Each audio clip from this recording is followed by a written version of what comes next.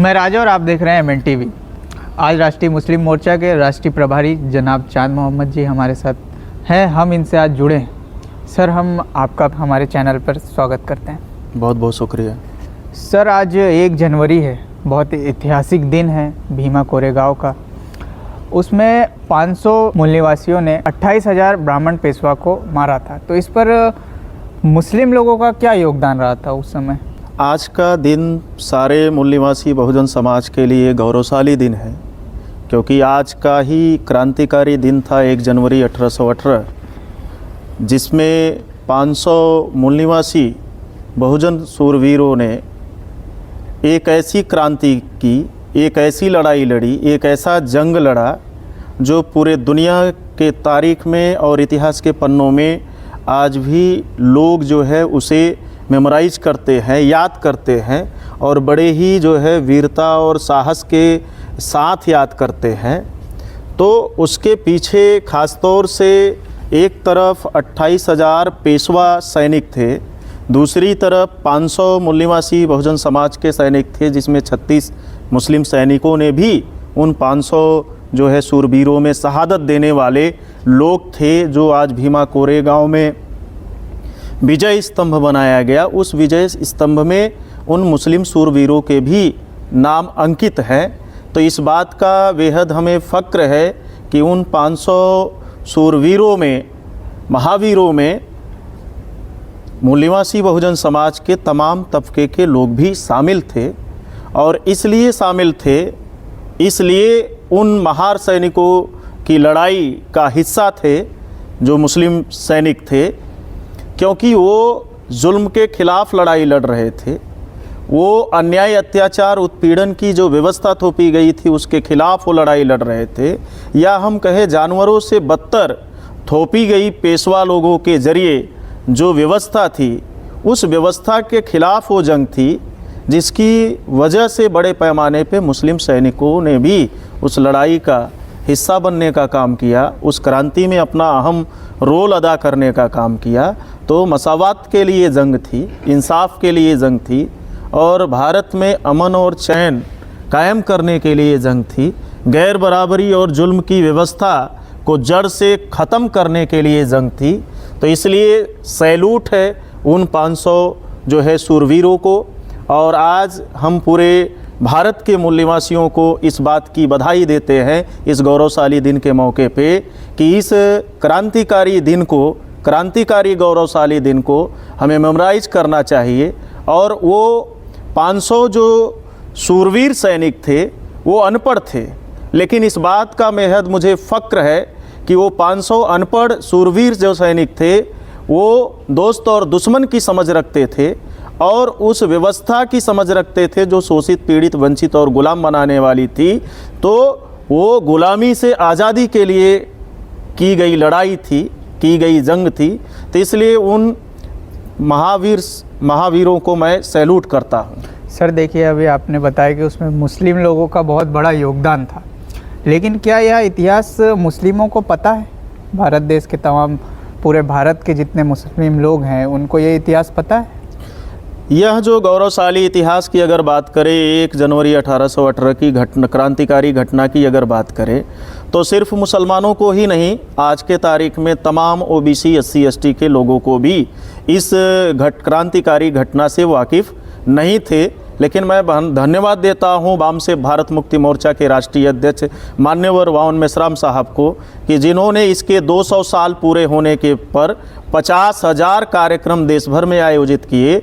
आज देश में अमूमन जो बुद्धिजीवी वर्ग है, OBC, SC, ST, माइनॉरिटी का, क्षत्रिय समाज का, इस गौरवशाली क्रांति को लेकर परिचित हुआ। और आज धीरे धीरे वाम से भारत मुक्ति मोर्चा के मूवमेंट की वजह से उस क्रांति में मुसलमानों का भी योगदान रहा है, उसमें मुसलमानों ने भी शहादत दी, कुर्बानी दी। इस बात की जानकारी भारत मुक्ति मोर्चा और वामसेफ के आंदोलन से तेज़ी से मुसलमानों तक पहुंच रही है। सर देखिए, इतिहास की बात करें 1818 से लेकर अभी तक की, तो मुस्लिम क्रांतिकारी रहा है, तब भी था। लेकिन आज के तारीख में भारत में मुस्लिमों की बहुत बदतर हालत है। कभी उनको मॉब लिंचिंग किया जाता है, कभी जाति के नाम पर मारा जाता है। तो इस पर आपका क्या कहना है? कल के तारीख में जो मुसलमान था वो ज़्यादा लिटरेट था, लर्नेड था, और दो तरह की जो तालीम थी, ख़ास तौर से अगर हम बात करें तो दीन के भी जानकार थे, दुनिया के भी जानकार थे, यानी दीनी तालीम भी उनके साथ था और दुनियावी तालीम को भी वो हासिल करते थे बड़े पैमाने पे। और दुनियावी तालीम हासिल नहीं कर रहे होते तो गुलाम भारत में ब्रिटिश हुकूमत में 33% मुसलमानों की नौकरियों में या शासन प्रशासन में हिस्सेदारी, भागीदारी नहीं दिखाई देती, जिसकी वजह से तालीम याफ्ता होने की वजह से ख़ास तौर से उन्हें कौन जालिम है कौन मजलूम है इस बात की समझ थी। और यही वजह रहा कि 1 जनवरी 1818 की क्रांति में भी मुसलमानों ने साथ दिया, दबे कुचले मजलूम जब अपने हक़ के लिए जंग लड़ रहे थे साथ दिया, और साधारण लोगों का राज लाना चाहते थे छत्रपति शिवाजी महाराज। उनकी सेना में 35,000 जाबाज मुस्लिम सैनिक उनके साथ थे, सिपह सलार मुस्लिम सैनिक थे। ये आरएसएस के लोग आज प्रोपोगंडा करते हुए फिरते हैं कि छत्रपति शिवाजी महाराज मुस्लिम विरोधी थे, तो मैं आरएसएस के इन प्रोपोगंडा करने वाले नफ़रत की फैक्ट्री में पैदा हुए पले हुए लोगों को और ख़ास तौर से मोहन भागवत को सवाल करता हूं कि अगर छत्रपति शिवाजी महाराज मुस्लिम विरोधी थे तो उनकी सेना में 35,000 मुस्लिम सैनिक क्यों थे, और या छत्रपति शिवाजी महाराज ने मुसलमानों को अपनी सेना में क्यों रखा अगर वो इस्लाम और मुस्लिम विरोधी थे। तो यह ख़ास तौर से उन कड़ियों को तोड़ने की साजिश है, उन इतिहास की कड़ियों से छेड़छाड़ करने की कोशिश लगातार की जा रही है, जिन कड़ियों ने भारत के मूल निवासियों को एकजुट किया, इकट्ठा किया, और बीते हुए इतिहास में और बीते हुए इतिहास के उस दौर में तमाम दबे कुचले मजलूम एक साथ थे और एक साथ मिलकर उन्होंने कई न्याय के लिए, सामाजिक परिवर्तन के लिए उन्होंने लड़ाइयाँ लड़ी। तो उसमें छत्रपति शिवाजी महाराज का ही साथ देने का मामला नहीं रहा और भीमा कोरे गांव की क्रांति में ही साथ देने का मामला नहीं रहा, बल्कि राष्ट्रपिता ज्योतिराव फूले के आंदोलन में, सत्यशोधक आंदोलन में भी मुसलमानों की मेजर भूमिका रही, अब्दुल उस्मान शेख और माँ फातिमा शेख की। बाबा साहब अम्बेडकर को राउंड टेबल कॉन्फ्रेंस में साथ देने के साथ साथ गैर बराबरी के दस्तावेज को जलाने के लिए जगह देने वाली शख्सियत कोई और नहीं थी, फतेह खां साहब थे। तो अगर वो बाबा साहब अम्बेडकर का साथ दे रहे थे, फूले साहू का साथ दे रहे थे और 500 जो है सूरवीरों का साथ दे रहे थे, तो कहीं न कहीं उन्हें इस बात की समझ थी भारत में जो वर्ण व्यवस्था और जाति व्यवस्था पर आधारित ब्राह्मणवादी गुलामी थोपी गई थी, उससे वो वाकिफ़ थे, इसलिए उनका साथ दे रहे थे, जो तमाम दबे कुचले मजलूमों के हक और इंसाफ के लिए और सामाजिक परिवर्तन की लड़ाई लड़ रहे थे। लेकिन आज अगर देखा जाए 75 साल का जो मुसलमान है वो उसकी हालत शासन प्रशासन में नौकरियों में बदतर दिखाई देती है। आज आए दिन जो आपने कहा कि मॉब लिंचिंग की घटनाएं हो रही है, फर्जी गौकसी के नाम पर उनका कत्ल कर दिया जा रहा है। अभी कल के तारीख में मुरादाबाद में एक नौजवान का फर्जी गौकसी के नाम पर ये तथाकथित जो गौरक्षक हैं उनके जरिए मॉब लिंचिंग किया गया और उसकी हत्या कर दी गई। मैं इन तथाकथित जो गौरक्षक हैं जो आरएसएस की फैक्ट्री से निकले हुए हैं, इनको चुनौती देता हूं कि अगर एक बाप की जायज़ औलाद है तो इन जो ब्राह्मण और बनियों की स्लाटर हाउसेस में जो गौवध सेंटर उन्होंने खोल रखा है जिसमें गायें काटी जा रही हैं, तो उन स्लाटर हाउसेस में काटे जाने वाली गायें क्या गौमाता नहीं है क्या? तो उन स्लाटर हाउसेस पे ताला जड़ने के लिए ये आगे क्यों नहीं आते? क्योंकि उन गौवध सेंटरों से, उन गौकसी सेंटरों से जो बीफ एक्सपोर्ट करने वाली कंपनियां हैं उससे मोटा चंदा आज आरएसएस और बीजेपी के लोग ले रहे हैं और जिसका इस देश के नागरिकों के खिलाफ इस्तेमाल किया जा रहा है। तो उनको मैं खुलेआम चुनौती देता हूं कि अगर वो एक बाप की जायज़ औलाद हैं तो आए, राष्ट्रीय मुस्लिम मोर्चा उसके लिए साथ खड़ा है और गाय को अगर वाकई में वो माता मानते हैं, राष्ट्रीय पशु का दर्जा दिलाने के लिए अगर लड़ाई लड़ रहे हैं, तो जो संगीत सोम की फैक्ट्री में कटने वाली है, जो अग्रवाल की फैक्ट्री में कटने वाली गायें हैं, तो क्या वो गौमाता नहीं है क्या? तो इसलिए आने वाले दिनों में राष्ट्रीय मुस्लिम मोर्चा इस देश में जितनी भी बीफ एक्सपोर्टर कंपनियां हैं उन पे ताले जड़ने का काम करेगा, ये ऐलान करता है। सर देखिए, अभी आपने शिवाजी महाराज का इतिहास बताया जिसमें 22,000 मुस्लिम सैनिक थे उनके साथ, तो कहीं ना कहीं मोहन भागवत या आरएसएस या ब्राह्मण लोग मुस्लिम लोगों का इतिहास गलत बता रहे हैं या छिपाने का काम कर रहे हैं, ऐसा नहीं लगता है? इतिहास से छेड़छाड़ का सिलसिला लगातार जारी है और चूंकि आरएसएस की जो ये पूरा एम्पायर जो खड़ा हुआ है, अगर उस एम्पायर से और ख़ास तौर से आरएसएस की आइडियोलॉजी से इस्लाम और मुसलमान दो शब्द निकाल दिया जाए तो आरएसएस की विचारधारा डेड हो जाएगी और उसे गली के कुत्ते भी नहीं पूछेंगे, क्योंकि उनके पास इस देश में कोई मुद्दा नहीं है जिसके आधार पे ओबीसी, एससी, एसटी का और क्षत्रिय समाज का जनसमर्थन हासिल कर लें। इसके लिए हिंदू मुसलमान की थ्योरी पे नफरत करने के लिए, प्रोपोगंडा करने के लिए, इसलिए मुसलमानों के इतिहास को गलत तरीके से इंटरप्रिटेशन करके आरएसएस के जरिए समाज में ले जाया जा रहा है। सर, अगर बात करें कि संख्या के अनुपात में हिस्सेदारी की, तो मुस्लिम लोगों को शिक्षा, स्वास्थ्य और नौकरी, इसमें संख्या के अनुपात में हिस्सेदारी है? देखा जाए गुलाम भारत में तो इनकी हिस्सेदारी इनकी संख्या के अनुपात में आबादी से 2 कदम पीछे थे। देश में कुल इनकी पॉपुलेशन 35% थी, नौकरियों में 33% थे, लेकिन आज महज 1.5% दिखाई देते हैं। तो ये 1.5% जो शासन प्रशासन में, नौकरियों में, शिक्षा के अनुपात में, शासन प्रशासन में जो भागीदारी आबादी के अनुपात में होनी चाहिए थी वो नहीं दिखाई देती है। तो उसके पीछे ब्राह्मणवादी पार्टियाँ हैं।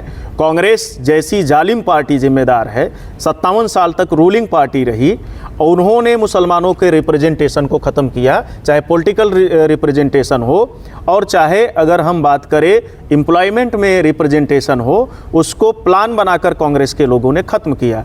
और बचा कुछा कसर जो नाम निहाज सेकुलर पार्टियां हैं, उन्होंने मुसलमानों का वोट लिया, लेकिन मुसलमानों को शासन प्रशासन में और उनकी सियासी भागीदारी और नुमाइंदगी बढ़े, इसको आज भी वो दरकिनार करती रही हैं, गुरेज करती रही हैं, परहेज करती रहेगी है। इसलिए मैं पूरे देश भर के मुसलमानों से मैं ये अपील करना चाहूँगा कि नाम निहाज सेकुलर पार्टियों से बचने की ज़रूरत है। और ये नाम निहाज सेकुलर पार्टियाँ छुपी दुश्मन हैं। अंग्रेजी में एक जुमला कहा जाता है, open enemy better than hidden enemy.